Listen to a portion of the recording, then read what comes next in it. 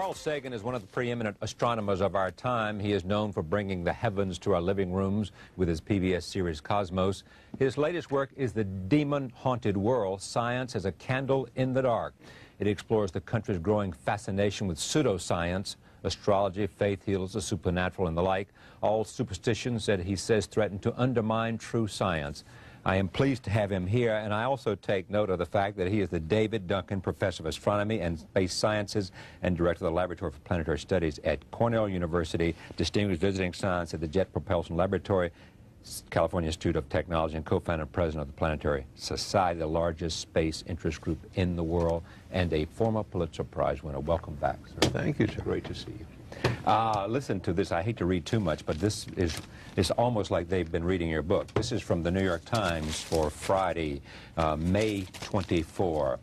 Americans flunk science, a study finds. Less than half of all American adults understand that the Earth orbits the Sun yearly, according to a basic science survey. Nevertheless, there's enthusiasm for research, except in some fields like genetic engineering and nuclear power that are viewed with suspicion. Only about 25% of American adults get passing grades in a National Science Foundation survey of what people know about basic science and economics. I mean, this is singing your song, isn't it? Well, it's certainly what I'm talking about in the demon-haunted world. My feeling, Charlie, is that it's not that pseudoscience and superstition and New Age so-called beliefs and fundamentalist zealotry are something new. They've been with us for as long as we've been human. But we live in an age based on science and technology with formidable technological powers. Science and technology are propelling us forward at accelerating rates. That's right. And if we don't understand it, and by we I mean the general public, if it's something that, oh, I'm not good at that, I don't know anything about it, then who is making all the decisions about science and technology that are going to determine what kind of future our children live in? Just some members of Congress? But there's no more than a handful of members of Congress with any background in science at all. And the Republican Congress has just abolished its own Office of Technology Assessment, the organization that gave them bipartisan, competent advice on science and technology. They say, we don't want to know. Don't tell us about science and technology. Surprising, because Gingrich is genuinely interested, I think, in these kinds of things as a, you know, out of his own intellectual curiosity. Does the president still have a science advisor? He does, John Gibbons, and the vice president is scientifically literate. Yes, scientifically, a science maven. I mean, you blast them all. Creationist, Christian scientists who you say would rather allow their children to suffer than give them insulin or antibiotics. Astrologers come in for particular scorn on your part. Well, I would say scorn, just derision. Derision. A more generous version of scorn. But what's the danger of all this? I mean, you know, this is not the thing that... There's two kinds of dangers. One is what I just talked about, that we've arranged a society based on science and technology, in which nobody understands anything about science and technology, and this combustible mixture of ignorance and power, sooner or later, is going to blow up in our faces. I mean, who is running the science and technology in a democracy if the people don't know anything about it? And the second reason that I'm worried about this is that science is more than a body of knowledge. It's a way of thinking, a way of skeptically interrogating the universe with a fine understanding of human fallibility. If we are not able to ask skeptical questions, to interrogate those who tell us that something is true, to be skeptical of those in authority, then we're up for grabs for the next charlatan, political or religious, who comes ambling along. It's a thing that Jefferson laid great stress on. It wasn't enough, he said, to enshrine some rights in a Constitution or a Bill of Rights. The people had to be educated, and they had to practice their skepticism and their education. Otherwise, we don't run the government. The government runs us. Jefferson was amazing in his devotion to science. We think of Jefferson as this man who was literate and who was a passionate articulator of freedom. But if you go to Monticello, exactly, what you appreciate is he was at heart a scientist, a botanist, an architect, geologist. Geologist. And if you Meriwether Lewis, as we know from Stephen Ambrose, you know, he wanted him to go out and do experimentations and explore and be skeptical and find answers to passages and explore the West. Exactly right. And there was also an economic grail if the Northwest Passage was found. Jefferson said that he was at heart a scientist, that he would have loved to have been a scientist. But there were certain events happening in America that called to him, and so he devoted his life to that kind of politics. Indeed. Yeah. So that generations later, people could be scientists.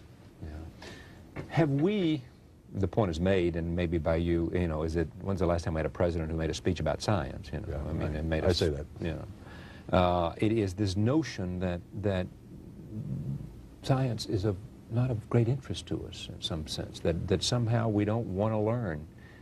You see, people read the stock market quotations and financial pages. Look how complex that is. And because they know the direct connection to their own. There's a motivation, but they're capable. Large numbers of people. People are able to look at sports statistics. Look how many people can do that. Understanding science is not more difficult than that. It doesn't involve greater intellectual activities. But the thing about science is, first of all, it's after the way the universe really is and not what makes us feel good. And a lot of the competing doctrines are after what feels good and not what's true. Okay, but you got to make, I'm not sure you'll go this far with me, but I mean, there's a lot of that is about feeling good, and there's a lot of that that's about hocus pocus, but at the same time, there are millions of people who understand science does not prove religion, but because religion is faith-based, and therefore you should not deny the value of it because it is faith-based and not scientific. But let's look a little more deeply into that. What is faith? It is belief in the absence of evidence. Now, I don't propose to tell anybody what to believe, but for me, believing when there's no compelling evidence is a mistake. The idea is to withhold belief until there is compelling evidence. And if the universe does not comply with our predispositions, okay, then we have the wrenching obligation to accommodate to the way the universe really is. So you step forward to say, I deny all religion because I can't see it proved scientifically? No. You see, the value of religious experience and the value of reaching for higher experiences. Let me say, religion deals with history, with poetry, with great literature, with ethics, with morals, including the morality of treating compassionately the least fortunate among us. All of these are things that I endorse wholeheartedly. Where religion gets into trouble is in those cases that it pretends to know something about science. The science in the Bible, for example, was acquired by the Jews from the Babylonians during the Babylonian captivity of 600 BC. That was the best science on the planet then. But we've learned something since then. Roman Catholicism, Reformed Judaism, most of the mainstream Protestant denominations have no difficulty with the idea that humans have evolved from other creatures, that the Earth is 4.6 billion years old, with the Big Bang. They don't have any trouble with that. The trouble comes with people who are biblical literalists, who believe that the Bible is dictated by the creator of the universe to an unerring stenographer. And so therefore they... And has no metaphor or allegory. And from there they make their political and economic choices, and social choices. And scientific. And scientific choices. And scientific. And that's part of your problem with that idea. Exactly. It is that because for the wrong reasons we make the wrong choices about science. That's right. So who is more humble? The scientist who looks at the universe with an open mind and accepts whatever the universe has to teach us, or somebody who says everything in this book must be considered the literal truth, and never mind the fallibility of all the human beings involved in the writing of this book. Okay, I mean, I accept that, but I also, the argument being made by many is that, you know, you don't have to, you know, whether a specific scientific act took place as described by some biblical writer is not at the heart of the religious faith and the religious experience. Some people agree with you and some people don't. Some people think that every jot and tittle in the Bible is essential. You throw one thing away to allegory or metaphor, then it's up to everybody to make their own decision. Then how are we, a lot of this has to do with science in the United States. Are we different than other nations? Absolutely not. You can see this worldwide. In India, there's a madness about astrology. In Britain, it's ghosts. In Germany, it's rays coming up from the earth that can only be detected by dowsers. Every country has its own specialties. We seem to be fascinated by UFOs right now. But one thing... What is that? Before you leave UFOs, tell me about you and Professor Mack. John Mack is a professor of psychiatry at Harvard, who I've known for many years. We were arrested together at the Nevada nuclear test site protesting U.S. testing in the face of a Soviet moratorium on testing. And many years ago, he asked me, what is there in this UFO business? Is there anything to it? And I said, absolutely nothing, except, of course, for a psychiatrist. He is a psychiatrist. Well, he looked into it and decided that there was so much emotional energy in the reports of people who claimed to be abducted that it couldn't possibly be some psychological aberration, that it had to be true. He believed his patients. I do not believe his patients. Many of these stories are about waking up from a deep sleep and finding your bed surrounded by 3 or 4 short, dour, gray, and sexually obsessed beings, who then take you to their spaceship after they slither you through your wall and perform a variety of objectionable sexual experiments. But here we have Dr. Carl Sagan, astronomer, versus Dr.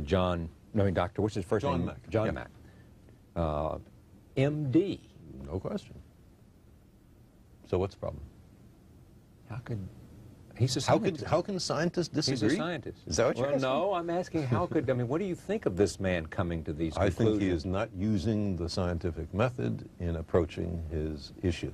And when you constantly... I mean, I assume you come at him with both barrels in conversation. And in the demon-haunted world. And he says? He says, I don't appreciate the emotional force. You don't? Of these reports. But many people awaken from a nightmare with profound emotional force. That doesn't mean that the nightmare is true. It means something went on inside our head. You were making a point before I jumped to John Mack. Oh, yeah. What I wanted to say is, going back to the question of adequate evidence on something that's emotionally really pulling you. I lost both my parents about 12 or 15 years ago, and I had a great relationship with them. I really miss them. I would love to believe that their spirits were around somewhere, and I'd give almost anything to spend 5 minutes a year with them. Do you hear their voices ever? Sometimes. About 6 or 8 times since their death, I've heard it. Carl, just in the voice of my father or my mother. Now, I don't think that means that they're in the next room. I think it means that they're in your head. I've had an auditory hallucination. I was with them so long, I heard their voices so often. Why shouldn't I be able to make a vivid recollection of it? Here's what's interesting about this for me. I mean, you won't see this, but I'll throw it at you anyway. You convinced me a long time ago that it was arrogant for me or for anyone else to believe that there wasn't some life outside of our... To exclude the possibility. To exclude the possibility was an arrogance of intellect that we should not I still believe it. You couldn't prove it, you didn't know it was there, but the arrogance for you. Right. We don't know if it's there. We don't know if it's not there. Let's look. And if you take that, why can't you say there's a lot we don't know? There's a lot of power there that we don't know. There's a lot we don't know. You know? It's what I believe. About But that doesn't mean that every fraudulent claim has to be accepted. We demand the most rigorous standards of evidence, especially on what's important to us. So if some guy comes up to me, and a channeler or a medium, and says, I can put you in touch with your parents.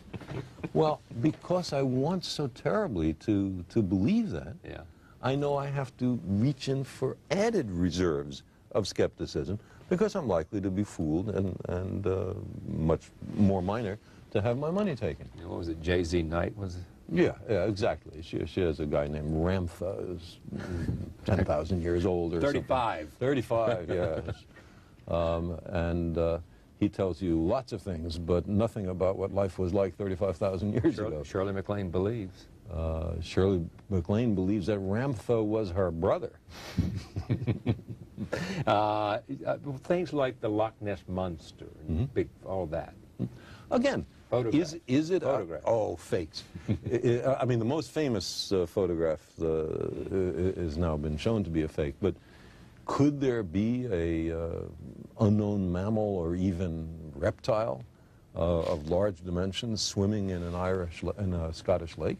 Sure there could. That we don't know about? Sure there could. Who says no? But nobody. But the evidence does not support it, does not demonstrate it. So do we say, oh, ridiculous? No, we don't do that. We say unproved, which is a Scottish verdict. Some reviewers differ with your conclusions on this point, that you seem to say it's growing, this kind of pseudoscience. No, sorry to interrupt. I don't. This is part of being human. Humans have had this way of magical thinking through all of our history. The problem is that today the technology has reached formidable, maybe even awesome proportions. And so the dangers of thinking this way are larger. Not that this is a new kind of thing. You are living with myelodysplasia. Or I have been. You have been. It's in remission. Or you have, what? Well, you know, with diseases of this sort, and all cancers. Cancer of the bone marrow? It's myelodysplasia is not exactly cancer of the bone marrow, but if untreated, it inevitably leads to leukemia. And the trouble with all these diseases is you never know that you've got every last cell. You can only detect down to a certain level. But down to the level that anybody can detect, and in terms of how I feel and my stamina and all that, it seems to be gone. And I'm very lucky. Because you had a sister who now enabled you to have a bone marrow transplant. That's one, and also the enormous advances in in medical science in just the last few years. If I had had this thing 5 or 10 years ago, I would be dead sure as shooting. And then finally, the love and support of my family. All of those have played a central role. So you're optimistic? I'm very optimistic, or at least very hopeful. And just share with us, because of your sense of language and your sense of understanding and being reflective and introspective, what do you think about, and what does it do for you to I didn't have any near-death experiences. I didn't have a religious conversion, but you thought about what it would be like to die. Certainly, and what it would be like for my family, and I didn't much think about what it would be like for me, because I don't think it's likely there's anything that you think about after you're dead. That's it, huh? Yeah, long, dreamless sleep. I'd love to believe the opposite, but I don't know of any evidence. But one thing... Faith, Carl, faith. One thing that it has done is to enhance my sense of appreciation for the beauty of life and of the universe, and the sheer joy of being alive. You had a healthy portion of that before this, but even you, it happens to. Oh, there's no question. Appreciation. No question. Every moment, every inanimate object, to say nothing of the exquisite complexity of living beings, Yeah, you imagine missing it all, and suddenly it's so much more precious. May you live a long time. Thank you very much. Thank you, Joe. Pleasure. Same here. Carl Sagan, Science as a Candle in the Dark. The title of the book is The Demon-Haunted World. Thank you for joining us. We'll see you next time.